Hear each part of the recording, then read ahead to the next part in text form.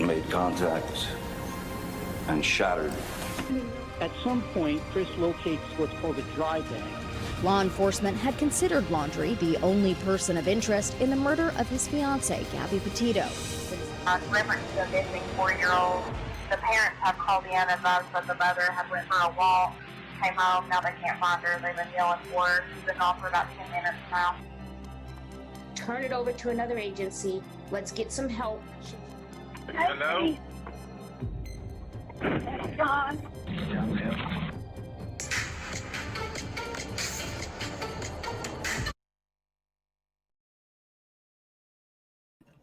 Good morning. Hi, how's everybody today? Thank you for being here for another ATS live stream. We're going to be talking about the Delphi murders today.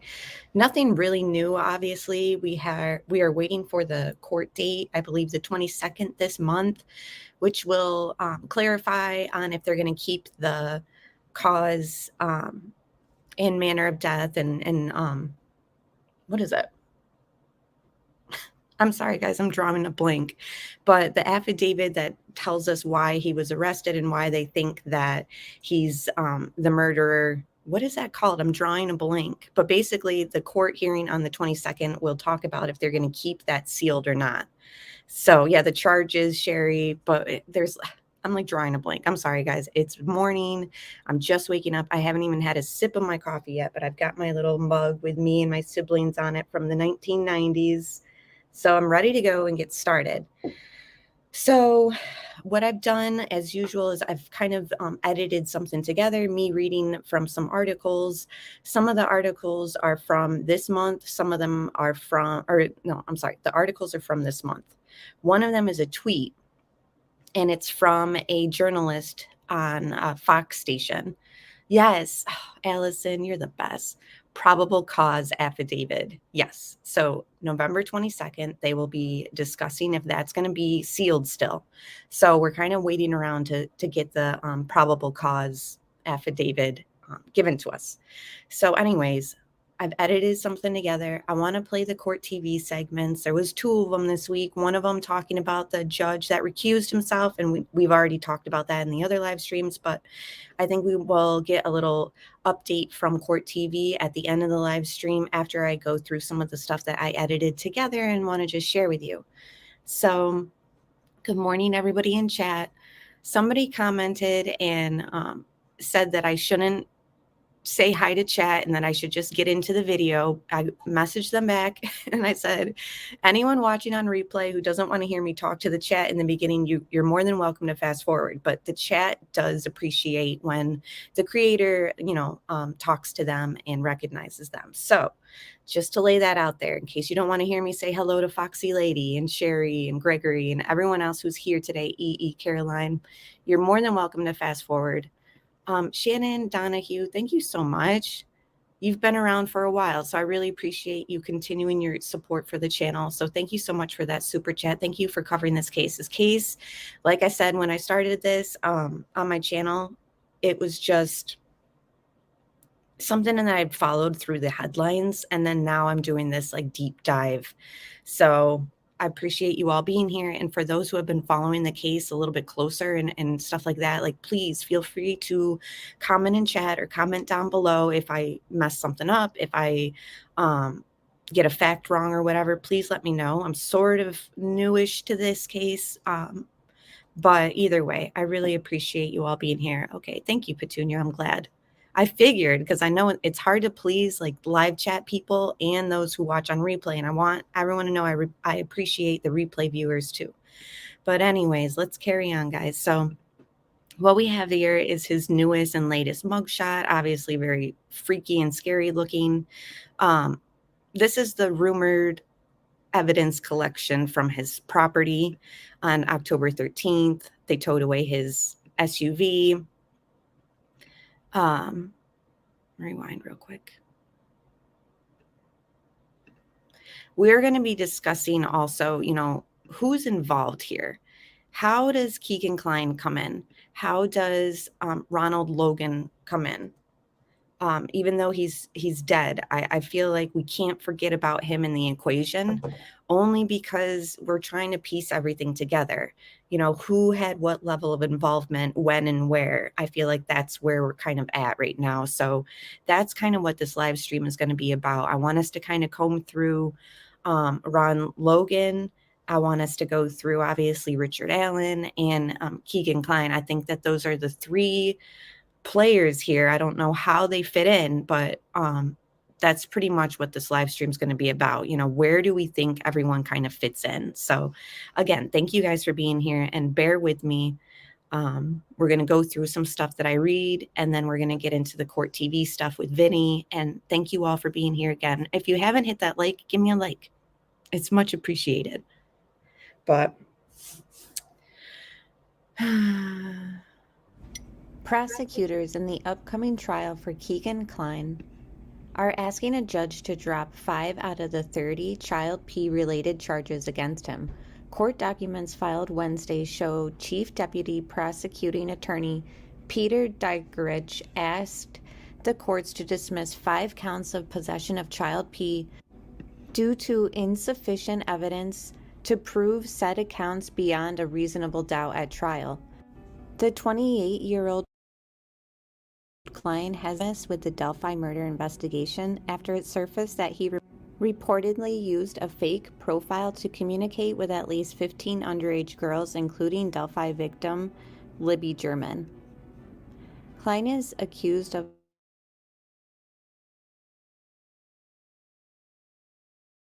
never been charged or named a suspect in the murders of Libby German and her best friend Abby Williams. Over the summer, Indiana State Police searched a section of the Wabash River near Klein's home in Miami County. Crews were seen using metal detectors and climbing debris along the banks for several weeks. Investigators have yet to release if any evidence was found or what exactly they were looking for in the first place. As for Klein's current case, prosecutors are also asking a judge to amend more than a dozen charges. So Florida Bass Fishing asked if there's any evidence to support he didn't act alone. And that's sort of hard to say. And I know that Allison said we don't know yet. And that's the short answer. We really don't. What we kind of question is, obviously, who's Bridge Guy? Who is he saying guys down the hill to? Is it to the girls? Because honestly, I've had other people tell me in my comment section and just theories alone, maybe it's not to the girls. Maybe it was to somebody else. Let me read this comment. And again, I'm not saying that this is what I think. I'm just sharing what my viewers are commenting. I thought this was a little bit noteworthy.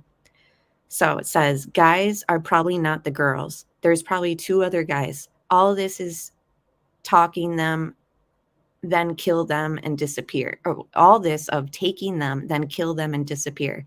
I feel like down the hill was not to the girls, but he's tell the guys that they are going down the hill to get them there.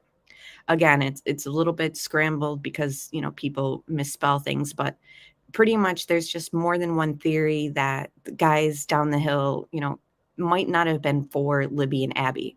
Again, it's just a theory. I'm not saying I believe it. I just think that for one person to do this to girls, teenage girls at that, we're not talking about a 5-year-old.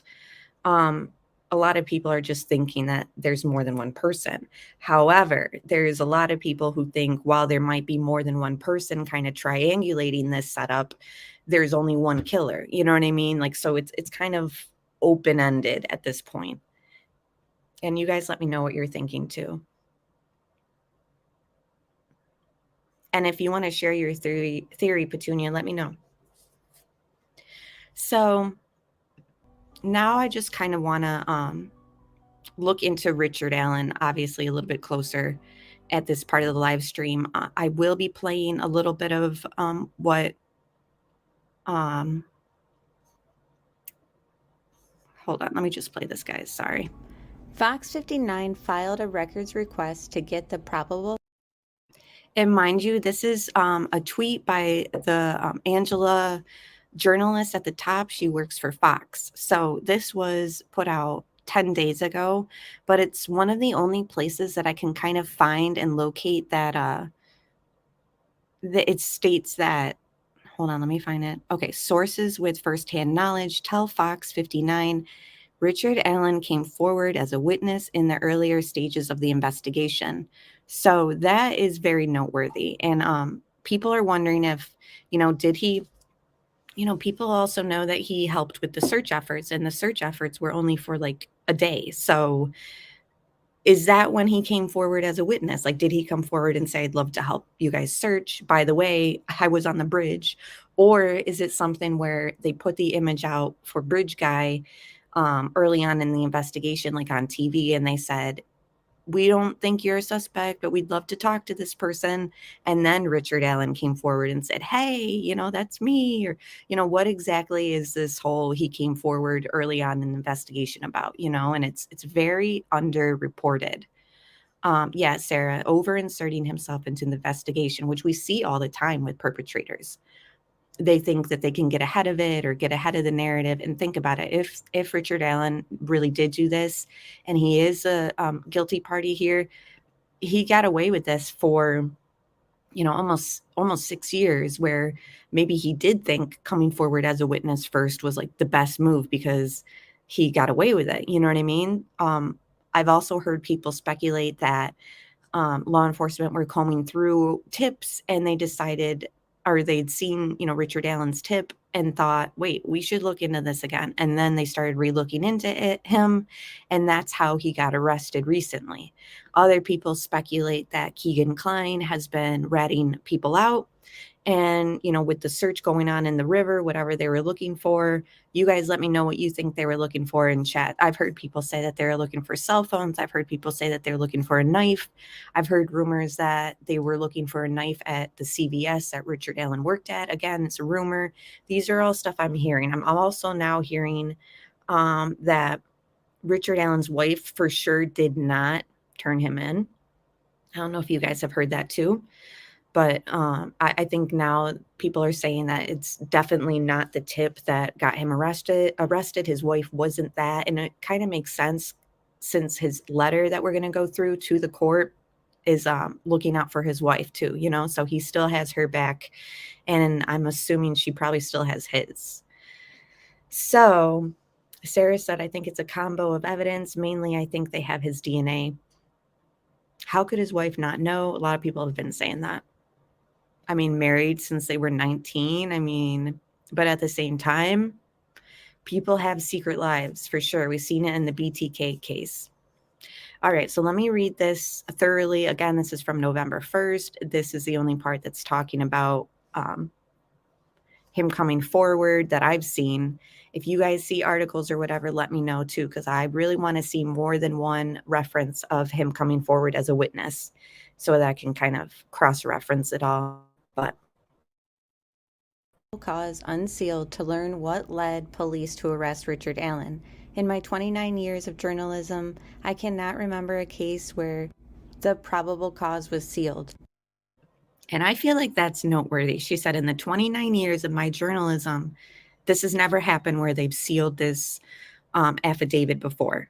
So I think it's interesting. We have access to probable cause daily. We will let you know how the judge rules, what we know about Richard Allen, his arrest, etc. 50-year-old Richard Allen was arrested and taken into custody at the Indiana State Police post in West Lafayette on Wednesday, October 26. He was formally charged with 2 counts of murder 2 days later on October 28th. Carroll County Circuit Court Judge Benjamin Diener was the preceding judge in the arraignment and ordered the probable cause affidavit sealed. Sources with first-hand knowledge tell Fox Allen came forward as a witness in the earlier stages of the investigation. Libby German's grandmother told me Allen made copies of photos of Libby for her funeral. He had different jobs at the local CVS, including pharmacy tech. According to his marriage license, Allen married his wife at the age of 19. She was also 19. Allen moved to Delphi from Mexico, Indiana in December of 2006. That's when he bought the home where he has lived since. The home is not far from where the bodies of Abby and Libby were found. Russ McQuaid confirmed a search of Allen's home 2 weeks ago reportedly yielded evidence that led to his arrest. But he was also told Richard Allen's name only resurfaced this summer, about the time prosecutors in Miami County were in talks with Keegan Klein about a possible plea agreement. Klein was arrested on child P charges. He was also communicating with Libby via social media persona named Anthony Schatz the night before she was murdered.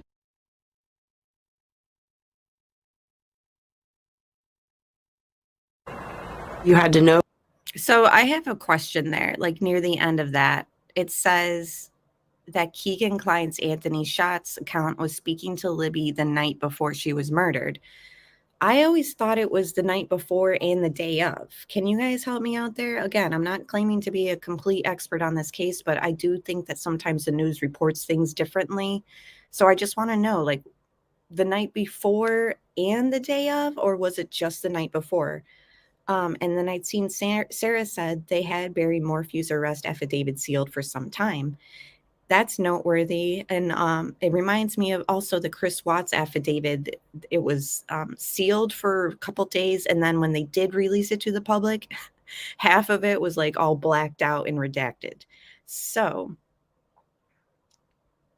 okay, Gray says day of. I thought so too. And I've been following Gray's report on this. I heard the day of. Yeah, I thought that too. And it would only make sense that, if they're meeting up on the bridge, they probably would have had to communicate that day. So I don't know if this lady just got it wrong or if it's both, and she just left out that they spoke the day of. But as I recorded that last night, I was like, wait a minute. So, all right, it seems like chat is letting me know it was the day of the murders too, or just the day of. Either way, we'll move on to the next Anthony part. Schatz the night before. So like I said, I'm going to play a little bit of the Libby's mother's interview, which is just a little part of it. And then, okay, yeah, people are saying the day of. So I don't know why she got that wrong. Either way, we've corrected it live. So, so just keep in mind too, we're going to be comparing, and I seen Foxy Lady said, or somebody in chat said, with the gait and his voice and the clothing, how did Richard's wife not know that that's him on the bridge? So here's my thing. Is it him? It's not Keegan Klein. That I'm certain. But I do wonder, Ron Logan, like, I'm sorry, I can't help but like, just because he's passed away doesn't mean he's like off the table for speculation and for where did he play in with things. Remember, he did lie about his alibi the day of the murders. So all of that is very red flag. So in this next segment, after Libby's mother speaks, kind of play in your mind the comparison of Bridge Guy's gait and all that to, is it Richard? Is it Ron Logan? And I've kind of tried to kind of edit it in a way that we can kind of compare Ron Logan. You'll see. I hope you like what I put together, and I hope it kind of helps us theorize and all that. But hello, Evil CJ and Alex Erickson. So good to see you. And everyone else who has joined us, thank you so much for being here. Please give me a like if you haven't already. It's much appreciated.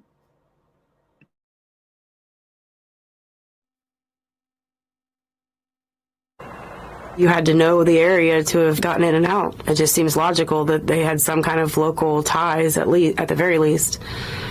So I didn't expect him to literally be living right under everyone's noses. The document, written by an FBI agent, describes what investigators found when they discovered the bodies of Abby Williams and Libby German on February 14th. The agent writes, a large amount of blood was lost by the victims at the crime scene. Because of the nature of the victim's wounds, it is nearly certain the perpetrator of the crime would have gotten blood on his person or clothing. Authorities also found that 2 articles of clothing from one of the girls was missing from the crime scene, while the rest of their clothing was recovered. It also appeared the girls' bodies were moved and staged. The agent goes on to say, based upon my training and experience, it is common for perpetrators of this type of crime to take a souvenir or in some fashion memorialize the crime scene. The agent also references the video on Libby's phone, confirming it was 43 seconds long. Up until now, only a few seconds have been made public. It's this short audio clip where you hear the suspect talking to the girls. The agent also confirms the girls were being followed by the suspect on the Monon High Bridge Trail. The agent also says there were no visible signs of a struggle or fight. The search warrant is for the property of Ronald Logan, who owned the land where the two girls were found dead. You see him here in this video shot by Wish TV in 2017, just days after the girls were murdered. It describes his activity the day the girls went missing. The agent says Logan claimed someone drove him to an aquarium store in Lafayette on the afternoon of February 13th, at the time the girls disappeared. But the agent says these statements were found to be factually false and intentionally designed to deceive law enforcement officers. The agent says Logan contacted his cousin and asked him to tell that story before the bodies were found. Based on investigators' experience, it is reasonable to believe that the creation of an alibi prior to the discovery of a crime indicates culpability or knowledge of the crime. Monday afternoon, I was in Lafayette Aquarium World getting a tropical fish for my aquarium. So when I came home, one of the neighbors stopped and asked for permission to come back here and look for the missing girls, and that's the first time I knew anything about it. So I fooled with my tropical fish the whole time that the search was going on Monday night, but then they didn't find them until Tuesday at around noon or 1 or whatever it was.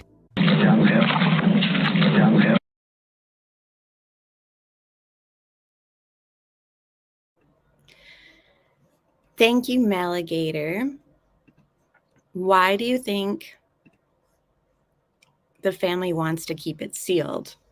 I think that they're just doing what law enforcement has kind of suggested, and I think that they just feel like things need to be protected still. So that's the only reason I can really think that they would kind of support it being sealed, because they're just following law enforcement's lead.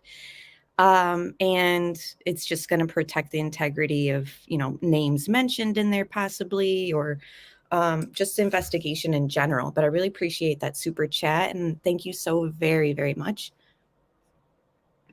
So now again, I only put that bridge guy picture next to Ron Logan's speaking in the interview, because I just want to give a little bit of a comparison so that we can, rule him out or keep him in play for the scene. But now we're going to kind of compare Richard Allen to the bridge guy. So, and thank you, April. Thank you for becoming a member. I really appreciate that. If anyone wants to become a member, the link is in the description box. And all I really ask is for you guys to kind of give me a thumbs up. That's all the support I ask for, and everything else obviously is appreciated. So now that we've kind of looked at Ron Logan, him lying obviously is a huge red flag, but why would he put them on his own property? That's where I'm kind of like, okay. And Sarah, do you mean with a knife?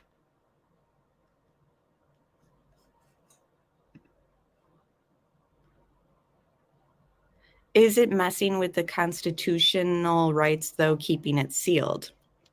I'm not an expert on like the legalities of it, like what Richard Allen's rights are as like a prisoner. Even, again, he's innocent until proven guilty. He's in America. What kind of rights does he have? Honestly, I don't know. I really don't know if it's messing with his rights at all. I can't answer that, but maybe chat or someone in the comment section can clarify that. I just hope nothing goes wrong is all. I do too. Like, I don't want his lawyer to be like, you did this and that, and that's not appropriate, so now he's going to go free. You know what I mean? I definitely know what you mean. Like, these things need to be handled with care, and we can't have anything misstepped because we don't want like a mistrial or something like that. He hasn't read his own affidavit arrest. Oh. That would make sense since, he's having a hard time even contacting a lawyer. You know, writing that letter, he was kind of like begging for a little bit of help. So, all right. So again, let's just look through a little bit of edit. And then we're going to get into the court TV stuff. So bear with me, guys. Stay with me and give me a like.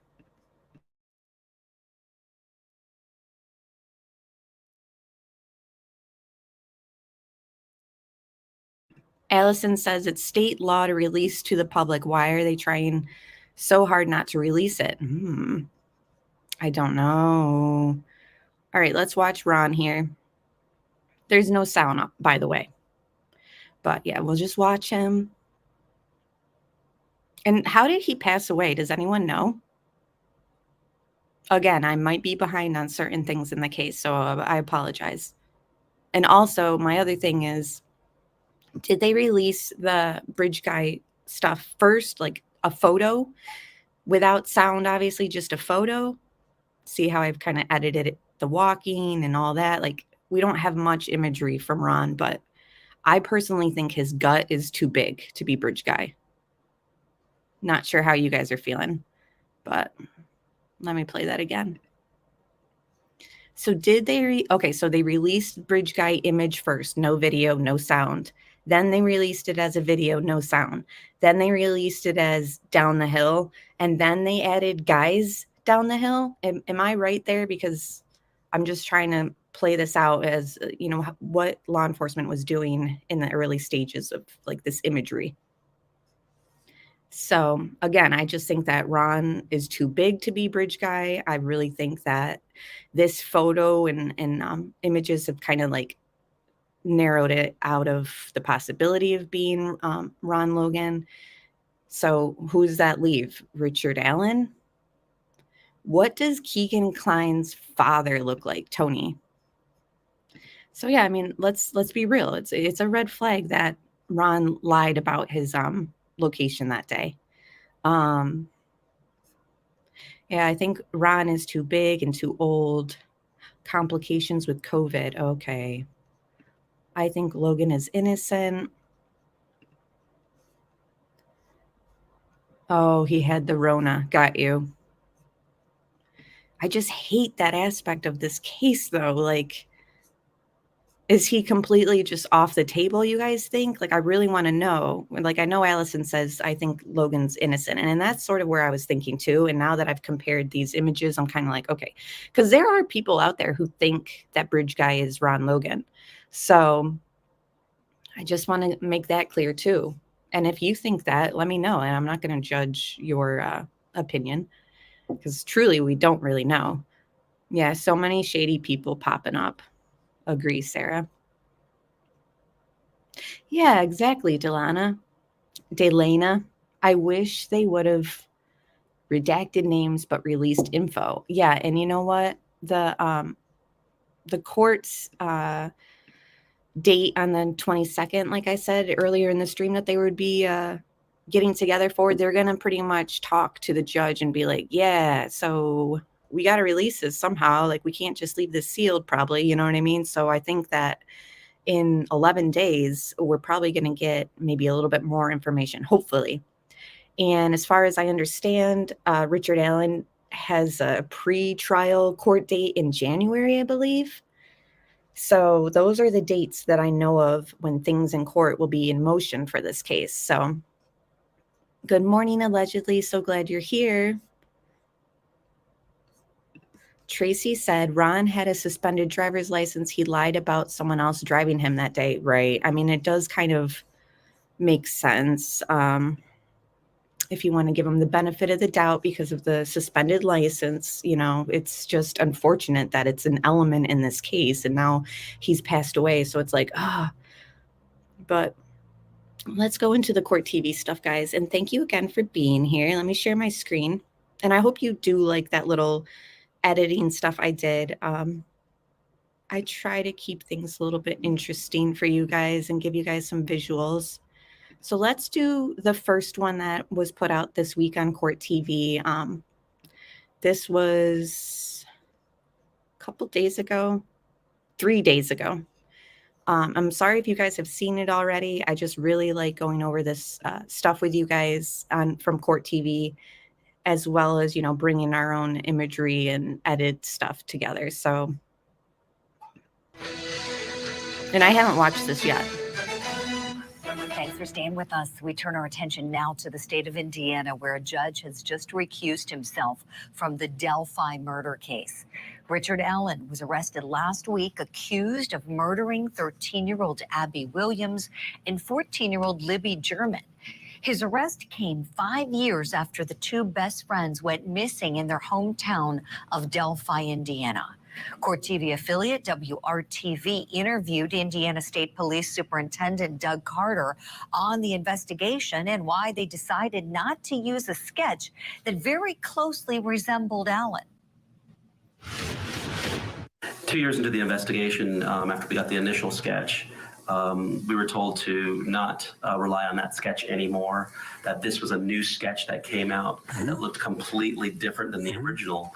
But when we see the mugshot of Richard Allen, he looks mostly like that initial sketch. So why the change 2 years into someone that didn't look anything like the person that we were presented with on Monday? Well, I'll answer the question in two parts. One, isn't that amazing? That he looks a lot like one and a little bit like the other, depending upon the eye of the beholder, right? And I've said all along, those sketches are not photographs. There are reasons that we structurally, and or not structurally, but logistically changed the investigative strategy throughout the middle of this, and in multiple phases. Some were not even recognized, nor did they have to be. But those detectives are going to base what they're going to do based upon what they know, and what they know comes from the people that live in that community and around the world, literally around the world. So I think that was the absolute right decision at the time to do what they did. I've always said that the two sketches are simply sketches, they're not photographs. It's a piece of an investigative. We'll be here for a clip. And when we're all done with this, we're going to be able to meld the two of them together. And we're going to find an individual. That's what happened. This case is such a mystery, and just want to emphasize a couple things. That was kind of cool how they combined the sketches. I know that people who have been following this case very closely are like pissed that people still talk about the sketches because, like he said, they're not a photograph. They're just kind of a indication or a tool used. But you know what? I don't think the sketches got us the arrest. You know what I mean? So I don't know. I get why people are like, enough with the sketches. Yeah, Sarah, I don't see it. I mean, the one with the hat, I see more. I don't know. It's hard. It really is like a combination of both the sketches that look like Richard Allen. But there are people who are like, I don't think that's Richard Allen. So, and again, what does Keegan Klein's father look like? Did I miss a comment about that? For me, searching Ron Logan's property makes sense just because it is nearby and bad guys would have sneaked around without Ron's knowledge, especially outbuildings. So an innocent Ron gets searched. Right. I mean, sorry, Ron, but your property is a crime scene, so we're going to be looking at you. That's unfortunate. And you know what? It makes me wonder, like, did the perpetrator purposely put it on somebody's property, like where it wasn't like a public area, to kind of frame Ron Logan? You know what I mean? Like maybe they were thinking that much ahead and that calculated that, like, we'll put it on this guy's property and they'll be looking at him and I'll be able to skate through underneath without being detective. I don't know, guys. I'm just speaking out loud and thinking. Tom N., good to see you. I don't think Ron Logan is involved at all. Let's do a little tally in chat right now. Who is thinking Ron Logan is innocent? Press 1. Who is thinking he's still up for suspicion? Press 2. And thank you so much, Tom. I really appreciate your super chat. I think they're showing an old and young version because they suspect him in other earlier crimes. Oh, Dave, that's a good theory. I never even thought about that. And, people have said with how heinous this crime was, they're thinking it wasn't his first. Again, that's just a speculation. I'm seeing lots of ones saying he's not involved. Ashley says 2, he could still be there. 2, 2, 2, 1.5, 2, 2, 1. Guys, it's like 50-50 in this, I feel, in chat. Okay, let me keep going. If you haven't followed the Delphi murder mystery case, a couple important things to know. We still don't know how these 2 girls died. We don't know how they were killed. We don't know if it was strangulation. We don't know if it was a gunshot. That still hasn't been released. And I think that that's fair, Caroline said. 1, but he might have had some idea who used his land for bad stuff, right? Like, what level of involvement could there be for Ron? You know, was he part of this creep circle of guys who liked looking at certain things? I don't know. But at the same time, as far as I know, they didn't find any child P imagery when they investigated him. So there was nothing really linking him to that type of stuff like Keegan Klein. But I don't know. I think Klein's more than anyone. I think Klein's more than anyone because how did he know they would be there and so prepared? Yeah. And is he, what's this? Can you guys help me out with this? Because I've been trying to research this aspect. What is this rumor about Keegan Klein being parked near the bridge that day, like in a car? Somebody said that he was probably, that he could have been like helping his father out with this crime. And I don't know, guys. Again, there's a lot of rumors. There's a lot of rumors. And yes, thank you all for being here.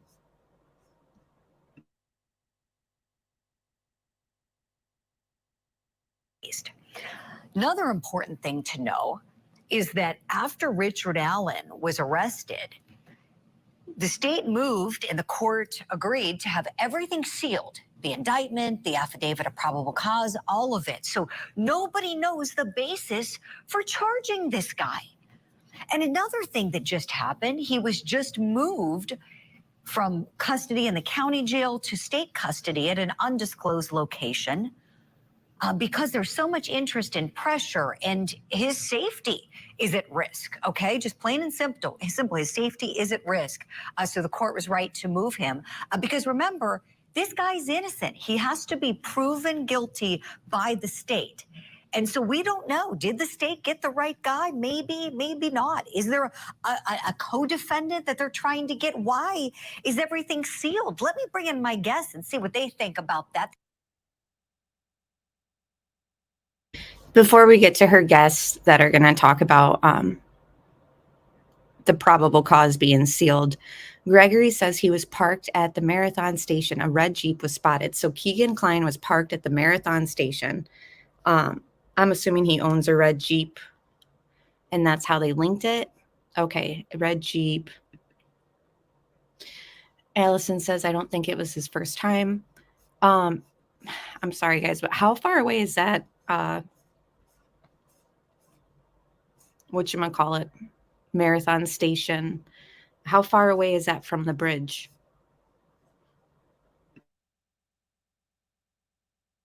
They both have experience doing criminal defense work. Joe Tamburino, Natasha Robinson on the program today. Joe, I'll start with you, please. Why do you think the state wants all this stuff sealed? I think because of exactly what you just last mentioned, which is, could there be other people? Could there be co-defendants? The number one reason for sealing anything in court is because you don't want to jeopardize an ongoing investigation. And just because you have one person charged does not mean that the investigation is over. He could have had people help him in the murder, help him in the cover-up, help him in some way or fashion. And by having all this information public at this point might tip others off. Really, that's, I would say, the biggest reason why you would want to have this information sealed. Joe, thank you. Natasha, what do you say to that question, please?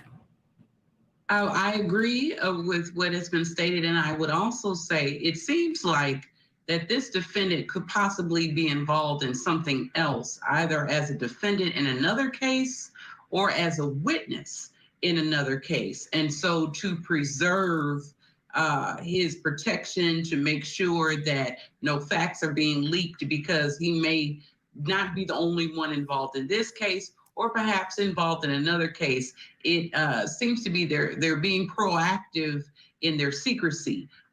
There are just so many twists and turns in this case right now. And the only thing that we know other than the death of these young women is that this person has been, or rather is being held accountable, but we don't know what for as of yet. Exactly, Natasha. Thank you for that. I want to share with everyone a piece of evidence that has really been the only piece of evidence put out into the public realm on this case since those two girls were found dead. And that is that cell phone video that was taken from Libby German's phone. And you see a man in the video and you hear the words, "Guys down the hill." Let's watch it together now. If you have a child whose curiosity has no limits, give them little passports. It will. Guys. Down the hill. Guys. Down the hill. Guys. Down the hill. We know those girls were dropped off to go for a hike. Good morning, Duty Ron. It's so good to see you. Good morning, Amber and friends listening and working around the house. Have the day off today. Great coverage. Oh, well, I hope you enjoy your day off. And thank you so much for popping in. Somebody else said something too. Okay, yeah, the prison call. I listened to it on last night, actually. It was really interesting. We listened to it on Evil CJ's. He shared it. It was really good. Maybe I'll listen to it with you guys after this. What do you think? What was it? Oh, wait, I think you sent me the link. I'll be able to find it, I think. Let me look around for it while we watch this, okay? And since Tom N, you're awesome. The marathon station is at the exact halfway point from his house to his job. And he had to pass it every time he went to work, law enforcement was telling him. Wow. Yeah, I need to look through the transcripts a little bit closer again. We have read through some parts of it in the last 2 live streams, but I didn't get to the part where they talk about the red Jeep and all that. So thank you so much, guys, for pointing me in the right direction, and I'll definitely look through that. And thank you, Tom, for the super chat. I really appreciate you. We know it was one of the children's sisters that drove them there. Kelsey German is Libby German's sister who dropped them off. There was nothing suspicious about what was going on. They were going to be together on this hike. Never seen or heard from since the next day. Their bodies were found near that bridge in Delphi.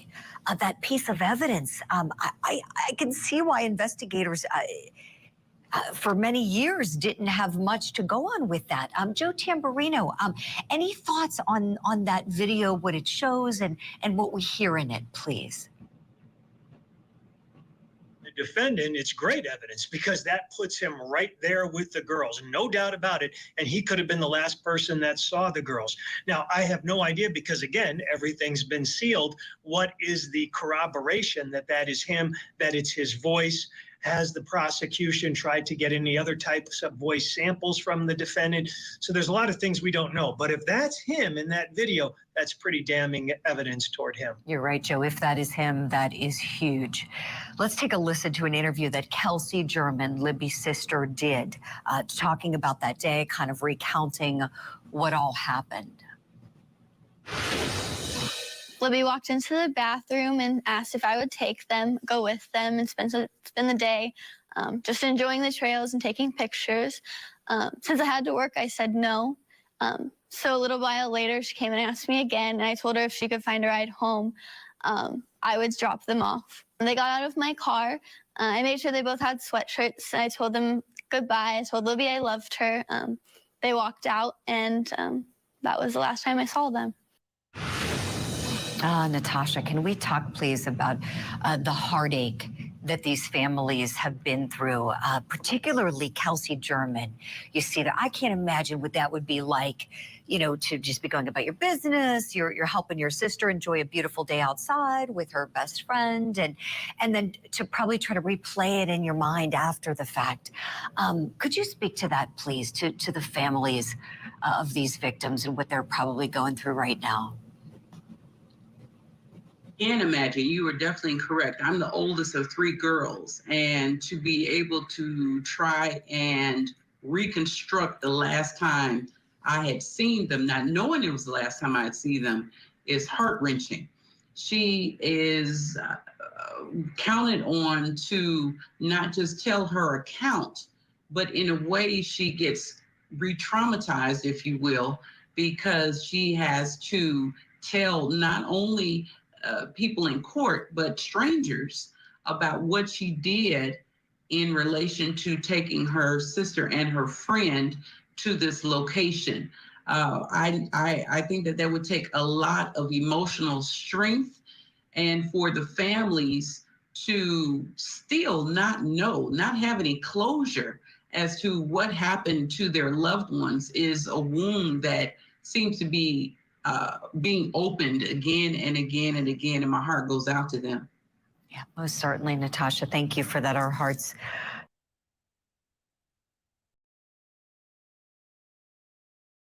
Yeah, our hearts go out to, you know, the victims' families as well here. You know, let's all just send a little prayer or well wish to the victims' families, because I just cannot imagine what Libby's sister is kind of thinking and going through the last 5 years. I mean, she must carry so much guilt in a way, or, you know, it's terrible. I mean, me, myself, like, I know the day my dad passed, it was unexpected, and I didn't talk to him. Like, we usually text every single day, and for some reason that day, like, I just, you know, we probably would have texted at home, like when he got home, and he would have said goodnight like always, but there's always like something in me that I'm like, I wish like we would have talked like earlier that day. So I just can't imagine what Libby's sister is kind of feeling, like, not those same feelings, because it's obviously different, but if I'm carrying around some sort of feeling about it, about my dad, I can't imagine what level of whatever she carries around. So it's definitely heavy.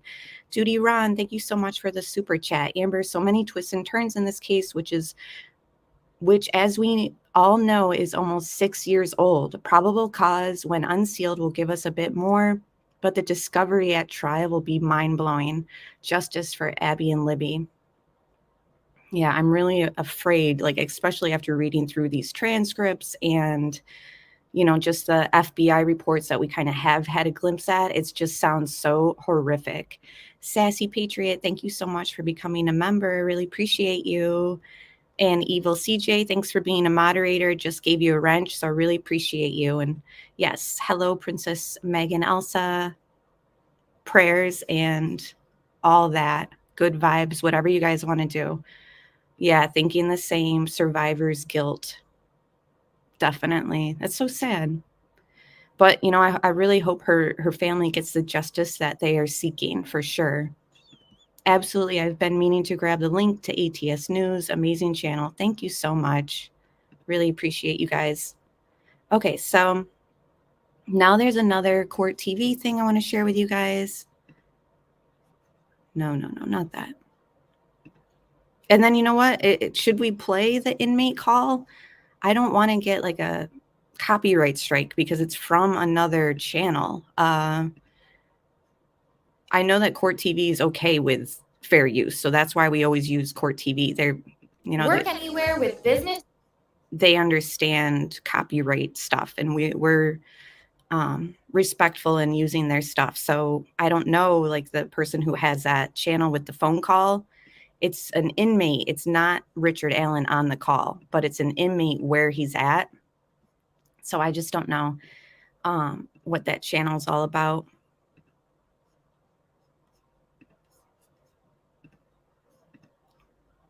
So let's get to Vinny. This was, I believe, released yesterday evening. So give me 1 second, guys. And again, thank you all for being here. I really appreciate you guys.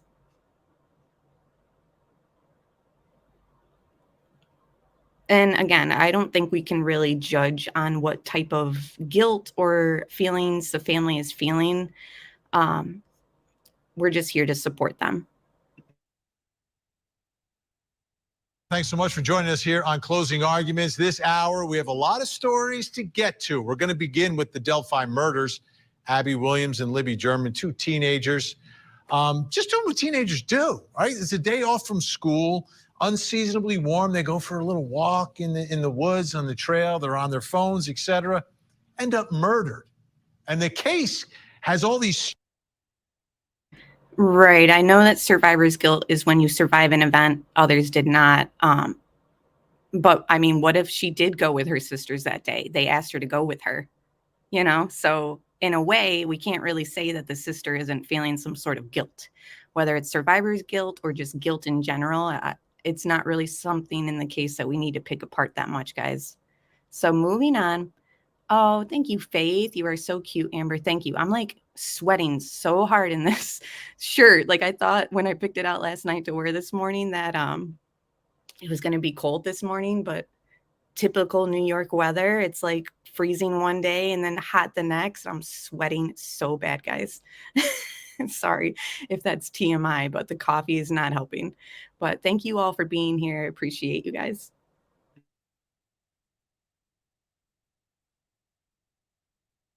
Strange, bizarre clues, very suspicious people in this really small town.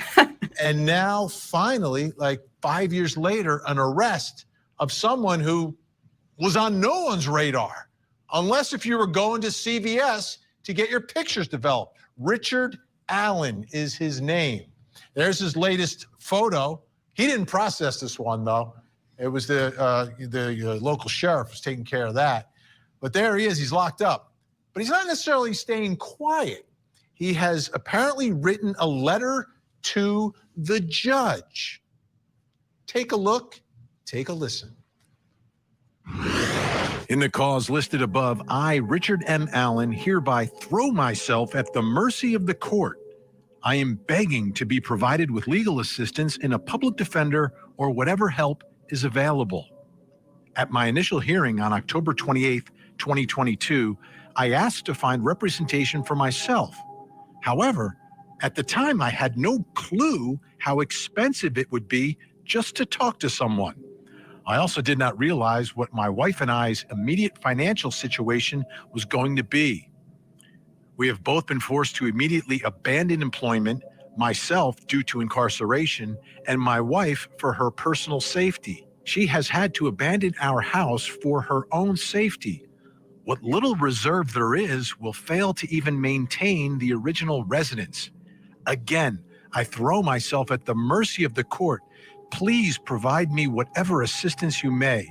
Thank you for your time in this most urgent matter. Sincerely, Richard M. Allen.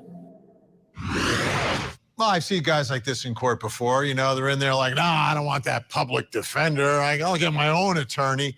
And then when all of a sudden it's time to get an attorney and pay for it, it's like, whoa, wait a minute, I don't have that kind of money. Right, you get a public defender. But as we know, public defenders are some of the best defense attorneys there are. I love how Vinny clarified that because I feel like that's a common misconception that public defenders are crap. You know what I mean? Have you guys ever heard that? But you know, Vinny obviously has legal experience, and Not Sunshine Country Chicken says this needs to be a catfishing lesson. Feelings aside, let's try to spread awareness. No, don't drop little girls off to meet strangers. And I don't know if the sister knew that that was the plan. You know what I mean? Like, did she say, I want to meet this Anthony guy, we've been talking? My older sister was like a second mom. She probably would have gone through my phone and seen the Anthony Shots messages before I even asked her to take me to the bridge. That's how involved and nosy and all up in my business my sister was. But here I'm curious, and not that it really even matters because it is what it is at this point, unfortunately. Delana says she definitely didn't know, in my opinion, right? It seems like that's something that you would kind of keep just between your girlfriends. Sometimes you share things with your siblings that you wouldn't your girlfriends, and then vice versa. They didn't know they were meeting They didn't know they were talking to someone online or meeting someone. They didn't talk about meeting anyone. Okay. You guys know the deets. But yeah, vigilance is important in this case, whether the details are what they are. It's spreading awareness of catfish and, you know, what could possibly happen. Unfortunately, it's so sad.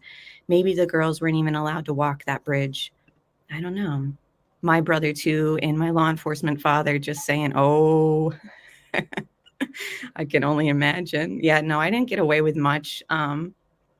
But it kind of taught me, I know it's bad, but like, it taught me to be like sneakier because I had such an involved mom and sister that I like sharpened my like sneakiness as a teen. And, you know, something like this could have easily happened to me in a way. You know, I know that when MySpace was out, like I was talking to people on MySpace, I didn't even know these people. And again, when you're a young kid, like you're not thinking that something bad could happen to you like that.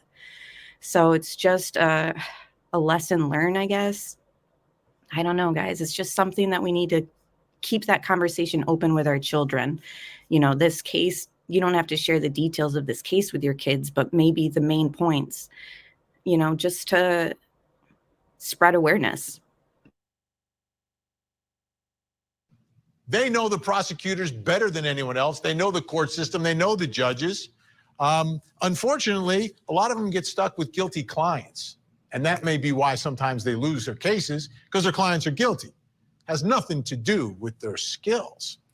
Anyway, so how did I find out about this letter? Well, I'm on Twitter, right? And there was this tweet from this incredible investigative producer for HLN and the host of the Down the Hill podcast, which covers these Delphi murders. Her name is Barbara McDonald, and she's in studio tonight. Great to see you, Barbara. It's great to see you too. Give me the backstory on this letter. Like, where did you come across it? When you first read it, what did you think about it? And what does it mean? It's some letter, isn't it? I mean, most people who are reading it are going, wow, we didn't expect this. I found out that there was a letter today. I called the court, got a copy of it, and it's a handwritten letter that he submitted while he was still in the White County Jail. He is now in protective custody, in state custody. But while he was still at the White County Jail, he wrote this letter and sent it to the court. And there's some really interesting stuff that he writes in the letter. You can see his handwriting here. What about that handwriting? A lot of us were talking about that today. Yeah, you know, it's, I guess he doesn't have many options in jail to use a typewriter or a computer to write the letter. But, you know, he's begging in this letter. He sounds desperate.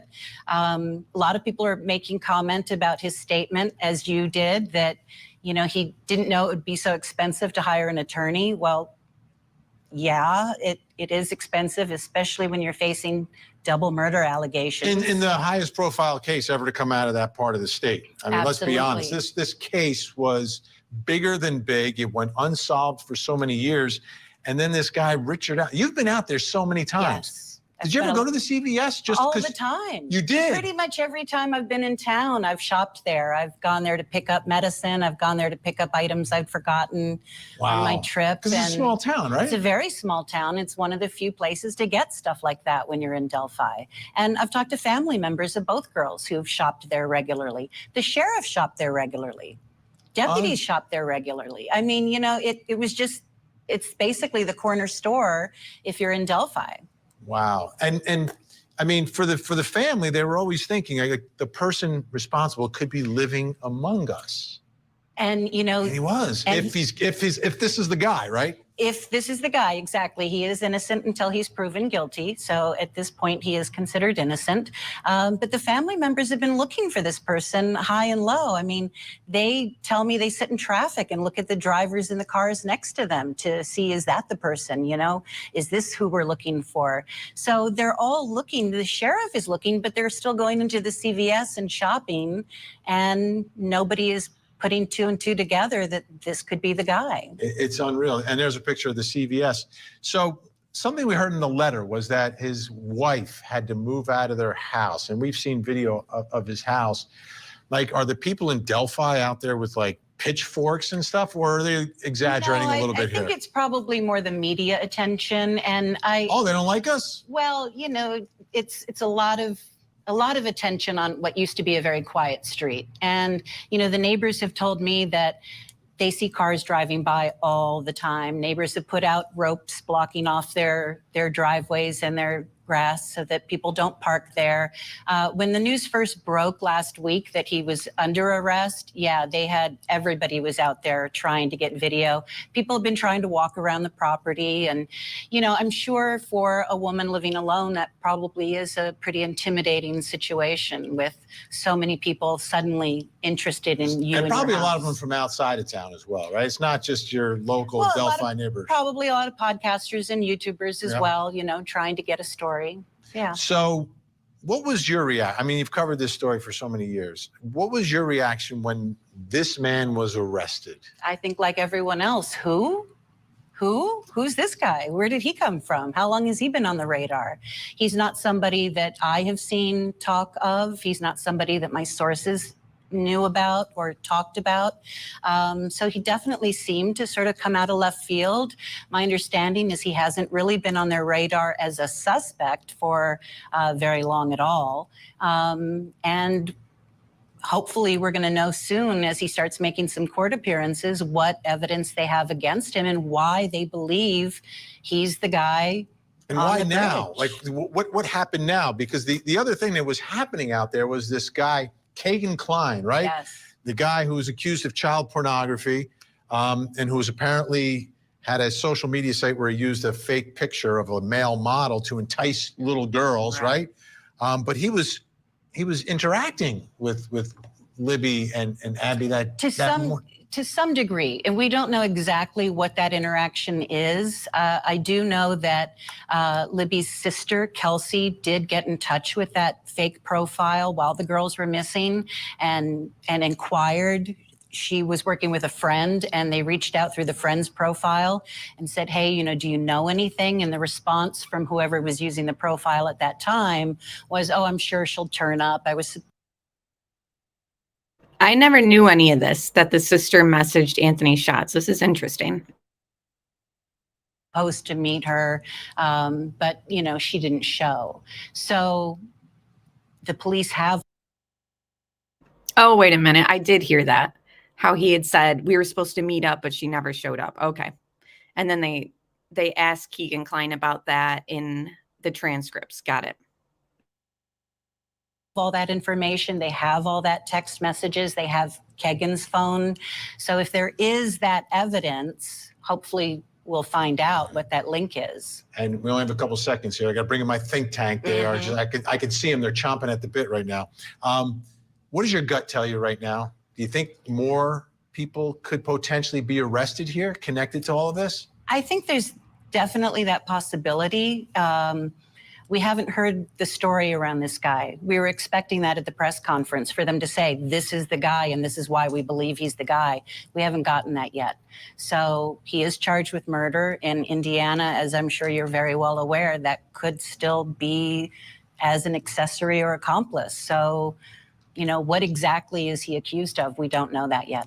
We shall see. Barbara McDonald, Down the Hill podcast. Download it, listen to it. She's on top of this story. Trust me. Barbara, great to see you. Nice to see you. Thanks so much for coming in. All right, let's bring him in. Our think tank. Join us tonight in Atlanta, Georgia, criminal defense attorney Eklund Mercer. But isn't it interesting that everyone who has like, my sources never saw Richard Allen on the radar, or my sources this and that. It's just interesting how under the radar this guy was. Like, there really wasn't even like a rumor of like, well, you know, there's a rumor that they looked at the CVS for a knife. Did you guys hear that? Like, they were checking CVS for a certain type of knife that they sold or something.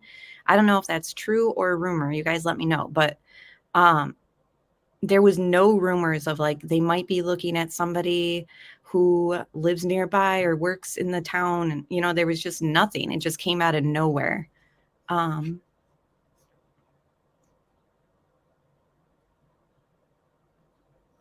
didn't see that, Delana. Nothing like Keegan using pics of oh yeah, Anthony Schatz. Was he a officer at the time of like all that, like when his images were being used, or was that something that Anthony Schatz, the real model guy, did?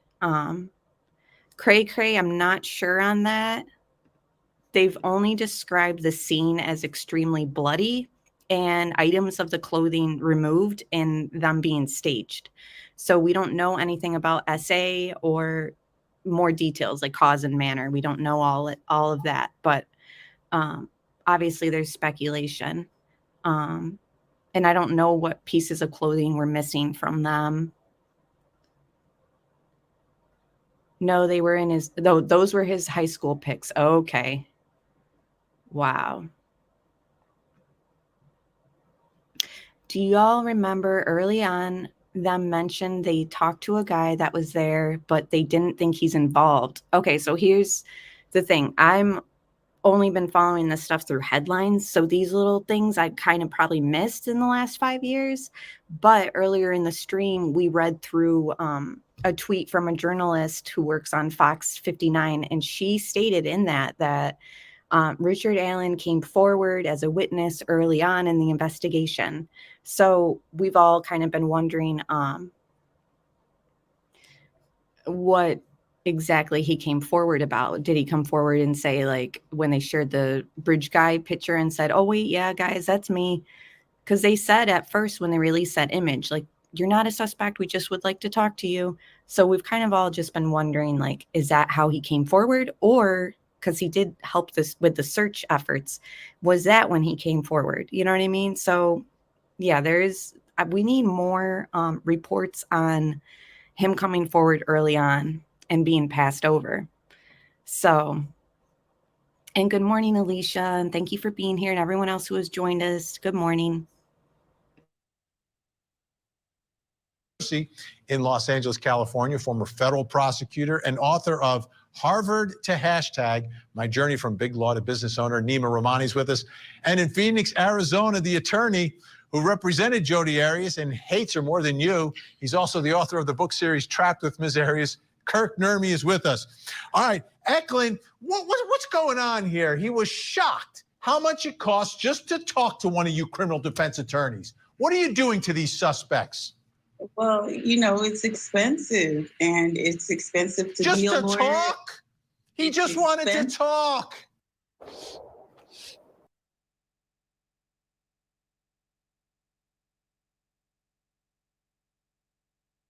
Okay, apparently this ad is 15 seconds, but thank you all for being here. I really appreciate you guys. Oh my gosh. Give a like if you haven't, and thank you guys so much for your support. Is that this happens so often. Nobody ever plans on getting charged with murder, and there's not like a pay schedule for people on how much a murder can cost. Now, a murder like this with two victims and the timing, any defense attorney is going to clock him pretty high. So it is a basic, like a punch to the gut. But I will commend him on actually sending the letter that was well written. It didn't provide any information to put, it did not add any information that would, be used against him. And he essentially said that he thought he was going to have the money and didn't. So the fact that he did it close in time, he's not trying to prolong the investigation or prolong the court hearing. He's really just trying to get representation. And according to the Sixth Amendment, he has the right for zealous and competent representation. So I don't see any problems with that. He's going to get a public defender. Yeah, and this is not an easy trial. Like, in any case, it takes 5 years with all these suspicious characters circling around. These two poor little girls, and that part of Indiana is not going to be easy. I'm going to skip you for just a second, Nima. I usually go to you second, but I'm going to go to Kirk, because Kirk at one point was a public defender before he went into private practice. Kirk, these are the kind of guys you used to get, huh?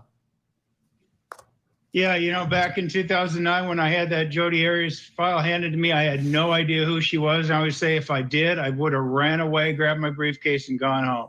And there's a lot of public defenders in the Delphi area right now hiding under their desk, hoping that I feel like anyone who comes in contact with Jodi Arias has those same thoughts.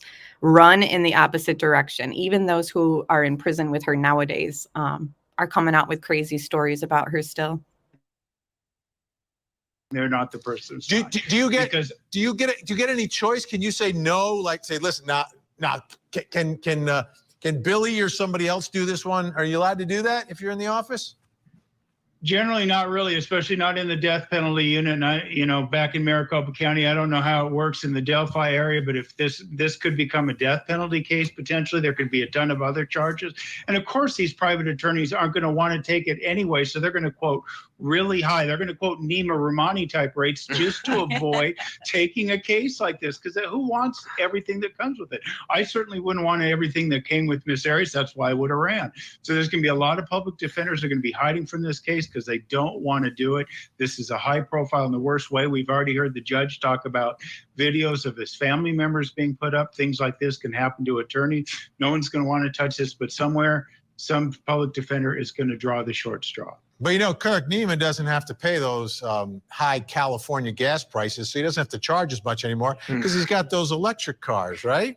Made by the guy who's flying into space. All right, Nima, you heard the letter. You saw the letter. Your thoughts about this defendant from the prosecutor's side, right? Like, all right, what do you think you're dealing with here? Look, it's a tough case, Vinny. Like you said, it took them 5 years to find him. There's clearly at least one other suspect. Now, I don't know if law enforcement is being genuine, right? They're holding that problem. So you hear this guy? There's clearly one other suspect. I wonder why he's saying clearly. Like, I know it's kind of been talked about, but it's only been kind of speculated on from what I understand. And let me just pull up this other comment because it was a good recap of what we talked about earlier in the stream. Thank you, Mystical. The murder sheet mentioned in interview that they were told another investigator looked at Richard Allen's files as they are going back to the beginning and felt another look at Richard Allen was needed, and it wasn't due to a new tip. Okay, got you. So that's kind of what we were discussing earlier. And for those who have joined us now, this kind of sums up what we were talking about earlier. Like, they decided to comb back through some stuff from early on and seen, oh, okay, remember this guy, Richard Allen? Look at this, look at this, look at this. Okay, wait a minute, this is weird. Let's go back through. So that was sort of my understanding from it as well. So it wasn't the wife who ratted him out like people kind of speculated. It was just due diligence, going back through things from my understanding. Is that how you guys see it as well? Probable cause statement close to the being genuine, right? They're holding. Vinny, like you said, it took them 5 years to find him. There's clearly at least one other suspect. Now, I don't know if law enforcement is being genuine, right? They're holding that probable cause statement close to the vest. They want to keep it under seal. They say there's investigations ongoing. I don't know if there really are other suspects or they just want to not make it public in response to what the media is. But like Kirk said, when you have a judge who already can't handle the heat and has recused himself because it's too high profile of a case, imagine the defense attorneys, I'm going to say plural, who have to handle this likely capital case. You got your mandatory appeals. I mean, the entire world is watching. This is going to take all of your time. If you're a lawyer, it doesn't matter whether you're a prosecutor or a defense lawyer, handling a case like this. Had imagined it. What went through your mind when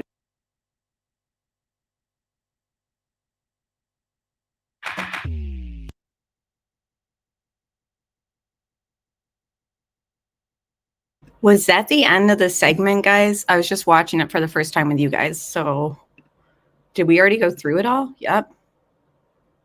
All righty. Just wanted to make sure before I just X out of it. All right, guys. So now we got some time, I think. And yes, Carol, I agree. Always go back to the beginning, for sure. We've done that in cases numerous times. So should I play the inmate call? Let me just pull that up. And we'll do fair use and kind of talk through it. So again, this is not Richard Allen. This is just a phone call from an inmate where he's at. So, where is it? Here. So you know some people that take care of or feeding and stuff? Alan, the guy. Okay, guys, again, this is an inmate who is at the jail that Richard Allen is at. This is, I'll link the channel in the description box. If mods can link it in chat also, that way it's kind of put out in both areas for this channel.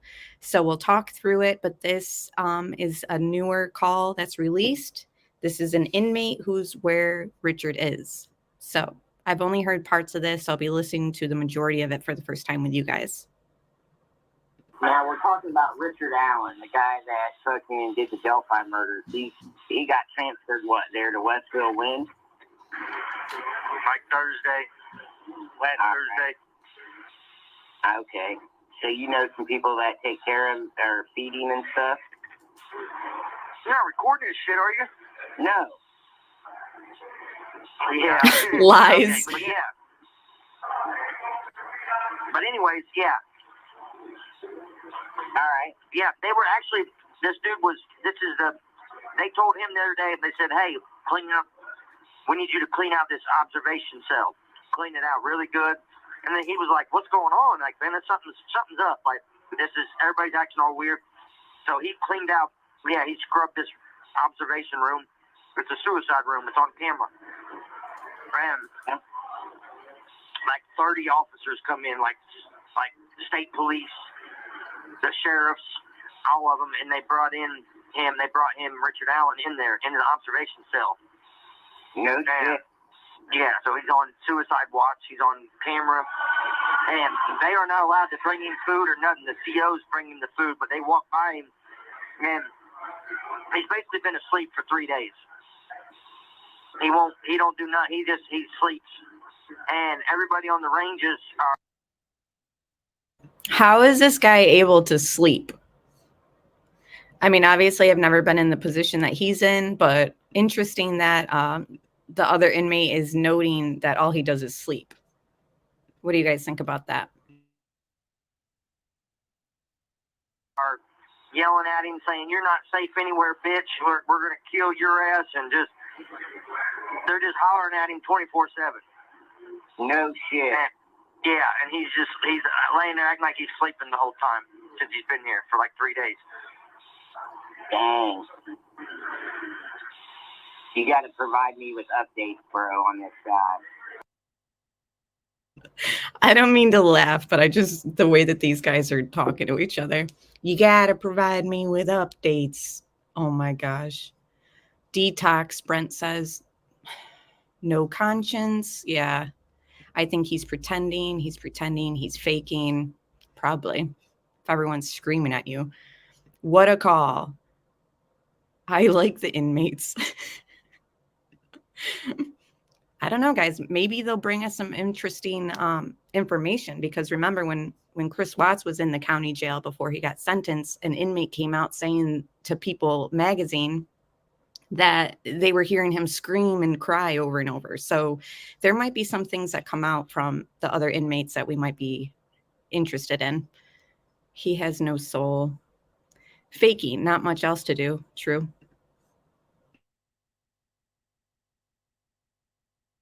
I will. That's why I just went and asked dude that, he's actually the one that cleaned out the observation cell. That's what he called it, an observation cell. And the sergeant, when it was like, clean this out, he's like, what's going on? Like, and the sergeant was like, I'll tell you in a minute. And then they're like, you know that fucking dude that killed the Delphi girls? Like, yeah, they're bringing him in here. Like, they said they don't have anywhere in the state, anywhere they can keep him safe. I bet not. Mom said that the judge was like, look, I'm ordering him to be sent to Indiana Department of Corrections, and like withdrew from the case. Yeah, the judge is scared, man, because the judge is worried that they're going to be putting pictures of his family and stuff like that on the news and on TV, and the judge even said that his staff can't handle this case, and like, yeah, I foresee this definitely being transferred. Did he just say that the judge said his staff couldn't handle the case, or that his dad? I'm sure it's staff, but yeah, we do know that it was sort of unusual to see the first judge kind of recuse himself. It's kind of a strange start to everything. And then everything else being sealed, it's kind of like, what's going on here? But they called in and they said they might have a judge. I did see that. So I want to know how they found out it's him finally. Well, bro, what I know. Just pausing it right there, right after he says what I know. 1 second. So yeah, Johnny, how are you? He's coming down from the drugs he's been on for years, and not only the drugs, but alcohol. I think people underestimate the withdrawals that people get from alcohol when they're a regular drinker. So I definitely think that has a lot to do with maybe his state there in that jail, but no sympathy given.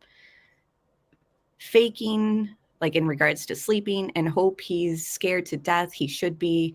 That's justice at its finest, and it's going to get much worse. Just like him begging for mercy, knowing Abby and Libby must have begged to live. Oh, that's terrible. You ought to doubt a judge who asks you to wait for his decision while he checks with his dad, right? Caroline. I'm sure he said staff. Oh my gosh. Okay, let's carry on.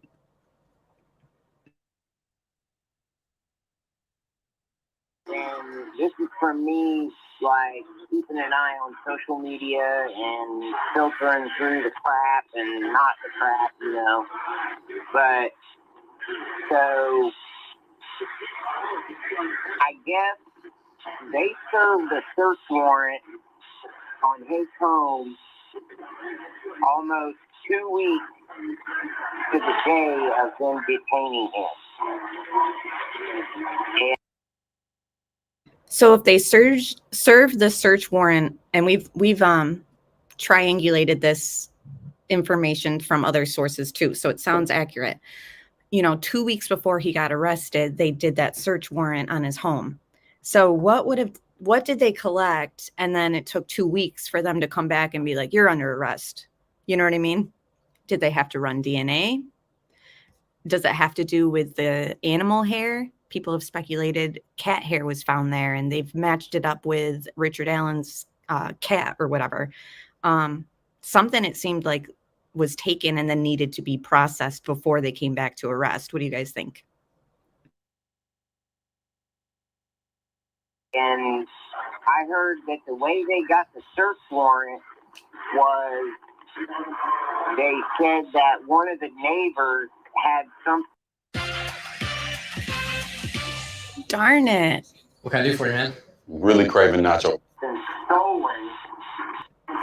They said that one of the neighbors had something stolen, and it was buried in his yard. And that's how they were able to get the search warrant for his place. What'd they find?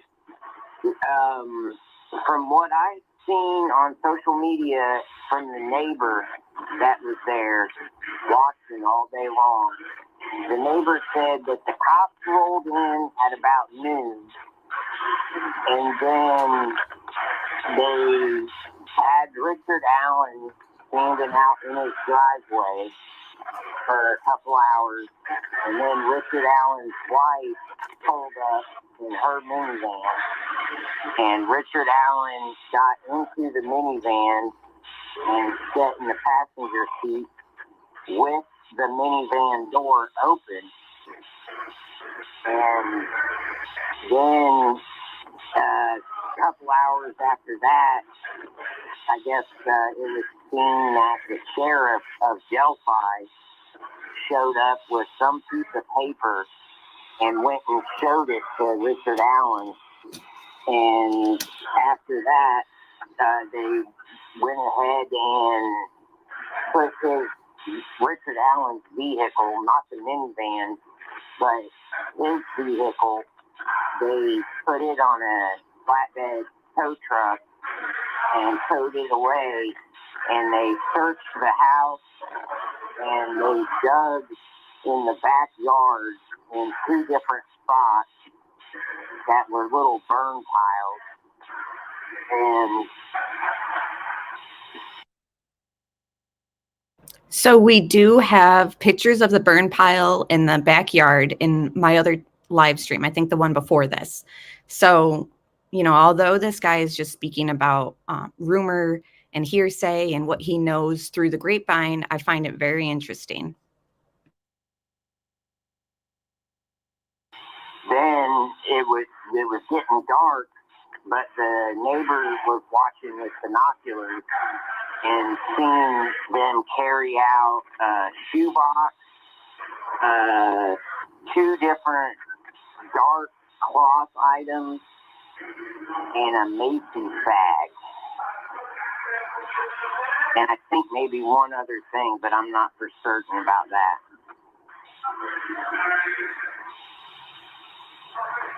So, but I also heard on social media that they had been watching Richard Allen, and he had recently burnt something in his backyard. So this is what I believe most might have happened. That's all speculation, but still, this is kind of what I think. So, hello? Yeah, I'm here.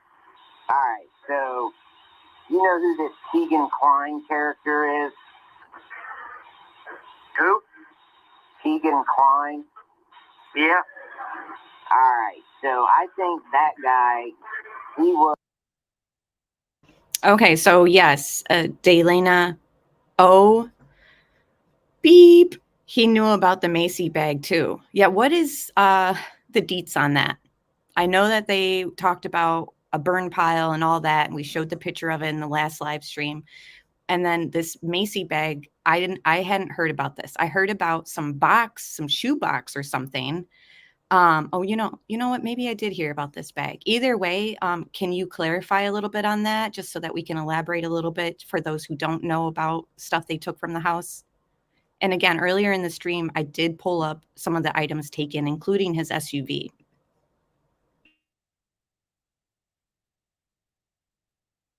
Was soliciting minors online, and I think his dad was possibly also involved, Tony Klein.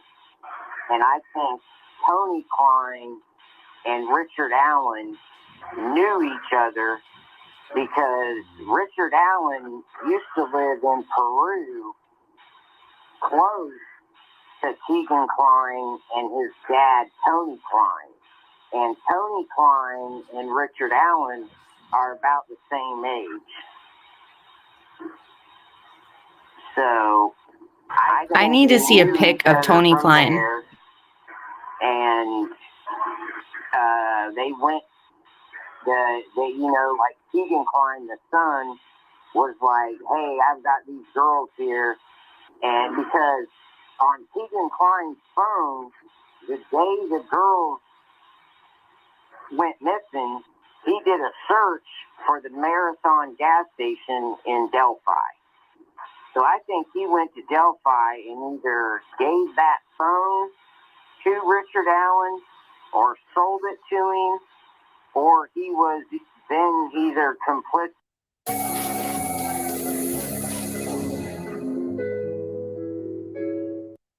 with what happened with the girls, one or the other.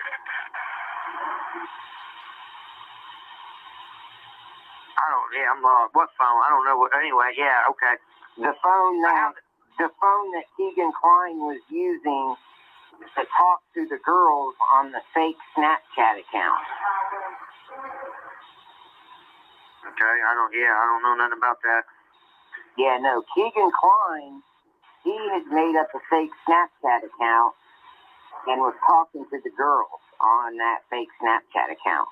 Well, he had talked to the girls the day that they went missing, he was like the last one to talk to him on that. Okay, thank you, Delana.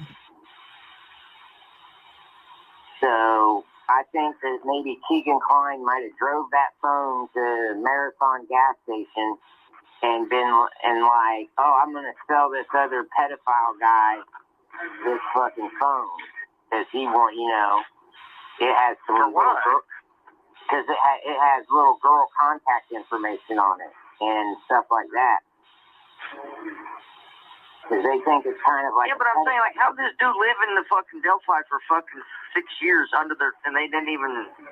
That's what everybody doesn't understand, man, is how did this guy, because there's pictures of him, bro, up there at JT Bar. I've seen him. With the sketch of him in the background. Yeah. And, like, I thought, like, 3 days after it happened, he turned himself into the fucking... mental hospital and shit too.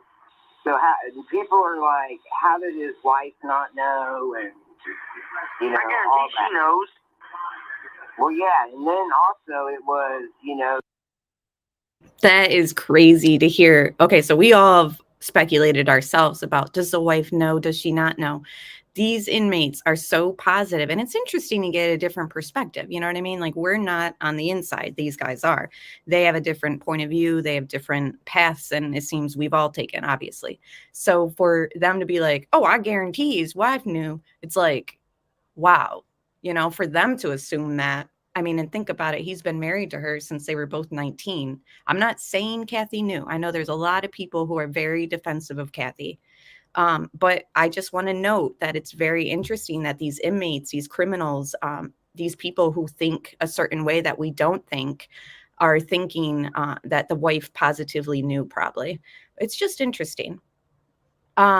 Sassy Patriot, I have a Watts group, and then I also have another group that's just for other true crime. It's called Open Discussion on Disturbing True Crime Cases. And you can search it in Facebook group search. This is what it looks like, and I'll link it in chat too, but in case you're already on Facebook, this is the cover photo for it. This is what it looks like. I don't have my Facebook linked to my laptop. I like to keep social media off of my laptop and just have it work stuff. Otherwise I'd pull it up right here right now. But yeah, so that's the name of the group, and I'm checking the post that allegedly just posted on the group, and I will show it to you right here right now. And do you guys think it's interesting that these inmates think that Richard Allen's wife knew? Okay, so this allegedly is Tony Klein. Oh, wow. Very interesting body type. Why is it, and I kind of joked around with this with one of my moderators, why does everyone in the area look the same? Is it just me?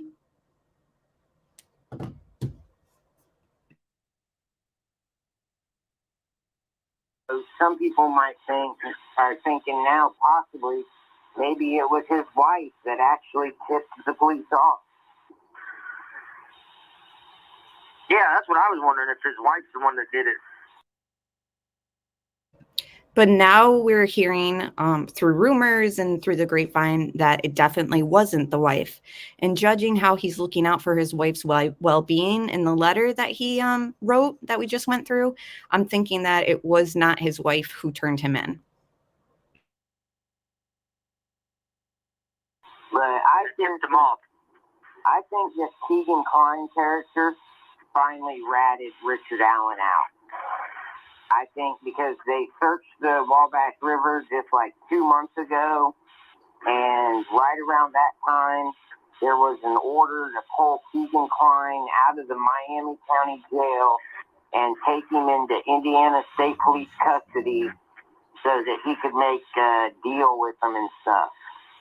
Because he was due in court to, he was due for jury trial and stuff in September, so a lot of people think that this Keegan Klein, because he's facing 30 different child porn charges, he made a deal with them finally and told him who he sold that phone to.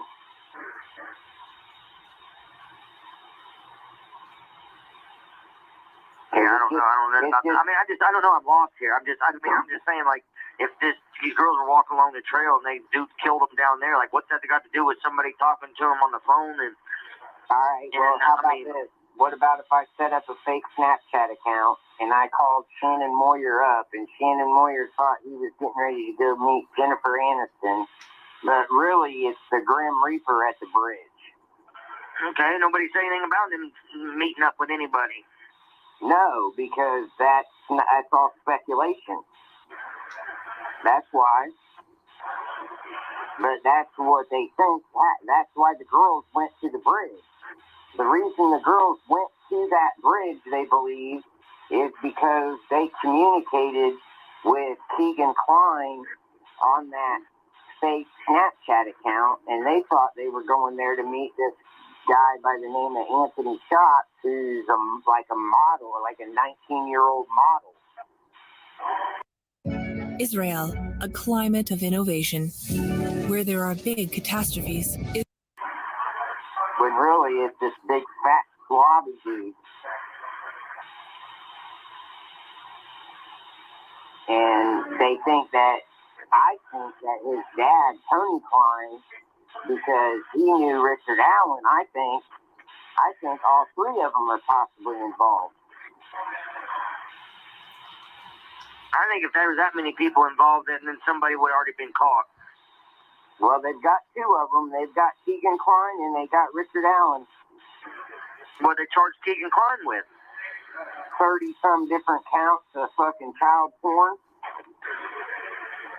They got him. Yeah, but I'm saying, what about the Delphi murders, though? Nope. What are they charging with on there? Nothing. Okay, yeah. So it's all speculation. It's all speculation from there. That's why they got the probable cause affidavit sealed, and they're not letting anybody see that. There's a hearing, I think. You have 1 minute remaining. There's a hearing. I just have to pause it real quick because I'm in StreamYard, and StreamYard allows certain comments to come up where in the live chat they're not showing. And if mods could get rid of public art critic, they're in chat. They've blocked me, so I can't block them. I don't know if they've blocked the mods too.